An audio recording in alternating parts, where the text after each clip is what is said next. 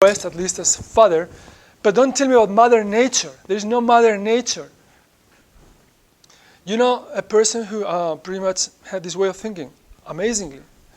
Who was the greatest physicist in the 20th century? Einstein.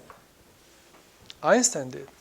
Einstein talks about the mind of God often in his writings. But then he says he doesn't believe in a personal God. So he has this duality. No, I can't believe in the biblical God. Okay, fine. But when I look at, he was a great physicist. He really knew. When he was talking about physics, he knew what he was talking about. And he's like, I'm discovering this mind that has come up with this. But then he had this problem. He couldn't really go for this, the older guy in heaven with his beard, the biblical picture of God. But at the same time, he had to talk about God and the Lord in a way, because he saw a mind, an intelligence somehow at work in there. Otherwise, you couldn't really explain those things. Well, there you are. One more word about social Darwinism before we move on to the next topic. Even people who thought of themselves as progressive and leftist supported this idea of getting rid of the misfit and just cooperating in this process towards the superior beings in nature. Very few institutions opposed social Darwinism. One of them was the Catholic Church. It should be said by the record. Okay, so to summarize, the cosmological argument for the existence of God has three parts, as I presented it.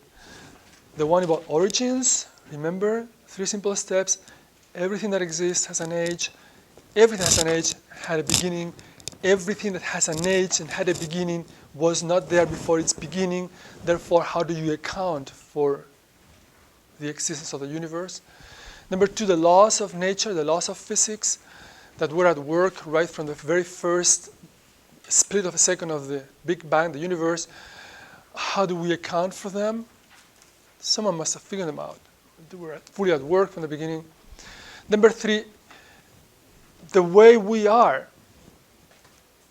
Yes, there has been a process in there, but that process seems to involve so many improbable steps that even if we see the evidence that those steps did happen, can we really believe that in this relatively short amount of time, things may have come up to be the way they are just through this essentially random process? There is a problem with that. Another argument has to do with the moral order of the universe. And we talked about this when we talked about natural law theory. This feeling that we have a sense of justice and goodness and fairness, and we feel bad when we've done something wrong to someone else.